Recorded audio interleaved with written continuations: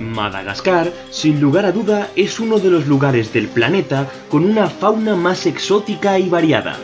Pero hasta hace apenas unos miles de años, esta era aún más diversa y sorprendente.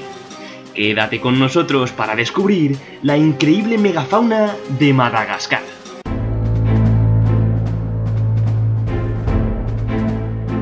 Hola, bienvenido a Paleomanía. A lo largo del Mesozoico, las dos grandes masas continentales presentes en la Tierra, Laurasia al norte y Gondwana al sur, se estaban fragmentando. El este de Gondwana, compuesto por las actuales Australia, India, Antártida y Madagascar, llevaba ya cierto tiempo separándose de la placa africana, más al oeste.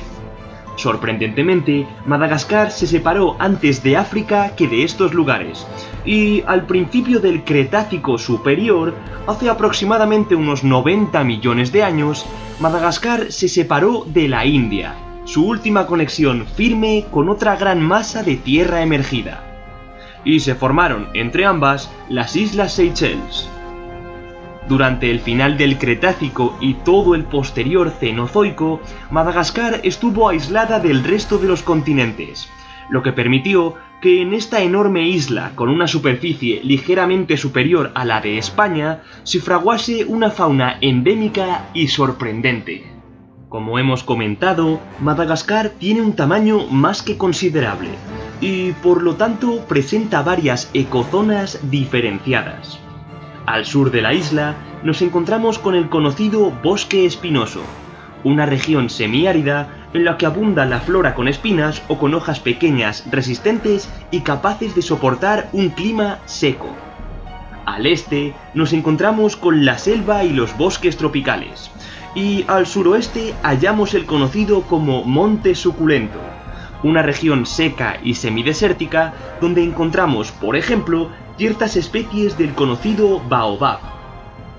Las dos últimas ecozonas de la isla son los bosques secos caducos del noroeste y las praderas con pequeños bosques aislados del centro de Madagascar. Visto esto, queda bastante claro que en la isla encontramos ecosistemas muy distintos, lo que nos va a llevar, como iremos viendo, a una megafauna aún más variada quizá de lo esperado. Sin duda, unos de los representantes más conocidos de la extinta megafauna de Madagascar son las aves elefante, que agrupamos en la familia Epiornithidae. Durante mucho tiempo se pensó que las aves paleoagnatas no voladoras, conocidas como ratites, perdieron la capacidad de volar ya durante el Cretácico, antes de que Gondwana se fragmentase del todo. Cada grupo quedaría de este modo aislado al dividirse Gondwana, lo cual acabaría dando lugar por especiación alopátrida a los grupos conocidos de ratites del Holoceno, como los ñandúes, las avestruces, los emúes, los casuarios, los kiwis, las aves elefante o los moas. Sin embargo, estudios genéticos recientes han puesto en entredicho todo esto, pues estos grupos de ratites están emparentados entre sí de un modo que choca con esta teoría. Por ejemplo, las ratites más cercanas filogenéticamente a las aves elefante de Madagascar parecen ser los lejanos kiwis de Nueva Zelanda, y estos últimos no están tan cercanamente emparentados con los moas como cabría esperar. Esto nos sugiere que la separación de estos grupos de aves no voladoras habría ocurrido de un modo muy distinto, con antepasados comunes voladores que llegarían a cada uno de estos lugares una vez ya estaban aislados entre sí y perderían en cada lugar y de modo independiente la capacidad de volar. Las aves elefante son conocidas entre otras razones por sus enormes huevos, mucho más grandes que los de los avestruces. Es muy famoso el hallazgo de restos de un par de estos huevos en un lugar para nada esperado, en las dunas del oeste de Australia. En un principio se supuso que estos huevos pertenecieron a Geniornis, un género de otro grupo muy distinto de aves no voladoras endémicas de Australia, los dromornítidos, que ya hemos tratado en otro vídeo.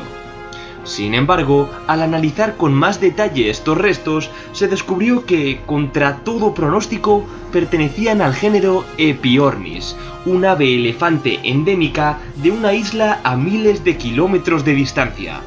Pero, ¿cómo puede ser esto posible? Aunque pueda parecer extraño, se han encontrado cerca del oeste de Australia en ciertas ocasiones huevos flotando en el mar de pingüinos o avestruces, procedentes de lugares muy lejanos.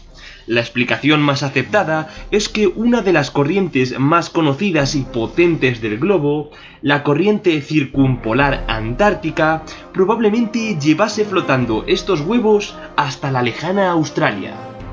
En las aves paleoagnatas, generalmente el tamaño del bulbo olfatorio y del lóbulo óptico del cerebro suelen estar relacionados con el tipo de hábitat y el modo de vida del animal.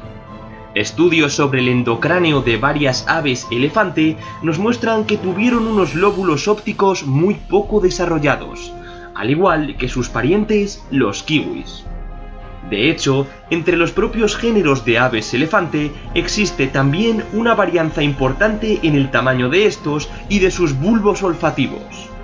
Esto nos sugiere que mientras que algunas especies como Epiornis maximus estaban bien adaptadas a ecosistemas de bosques densos, con grandes bulbos olfatorios y posiblemente modos de vida nocturnos, otras especies como Epiornis hildebranti o Mullerornis modestus estarían mejor adaptadas a condiciones crepusculares y a ecosistemas abiertos, como las praderas del centro de Madagascar. De nuevo, como suele suceder en muchos lugares donde conviven especies muy similares, estas se especializan en distintos nichos ecológicos para evitar la competencia mutua. A día de hoy, otra especie de ave elefante, Borombe titán, quizás sea el ave más pesada de todos los tiempos. Esta enorme especie alcanzó alturas de unos 3 metros y tuvo una masa media estimada en torno a unos 650 kilogramos, destronando a otras grandes aves no voladoras como el género de Moa dinornis, que, aunque pudo superar a Borombe titán en altura, tuvo una complexión mucho más ligera y probablemente ni siquiera alcanzase los 300 kilogramos. Pero no toda la megafauna de Madagascar fueron enormes aves no voladoras. Existen otros grandes herbívoros representantes de esta megafauna que merece la pena nombrar: las tortugas gigantes y los hipopótamos enanos. Se conocen 3 especies distintas y ya extintas de hipopótamos en la isla, las cuales se suelen atribuir al género Hippopotamus, aunque ciertos autores han considerado algunas de estas especies como pertenecientes al ya extinto género Hexaprotodon o al género Coeropsis, donde se suele incluir a los hipopótamos pigmeos actuales. Estos hipopótamos de Madagascar migraron en algún momento hacia la isla desde África continental. Desgraciadamente no se ha investigado demasiado acerca de estos animales, ya que suelen generar más interés otros representantes de la magnífica y variada fauna de Madagascar. Pero esto lo veremos en el próximo vídeo. Como siempre, os dejo un pequeño esquema resumen de este vídeo.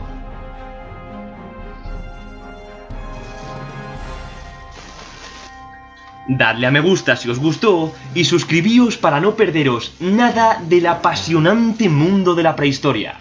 ¡Hasta pronto!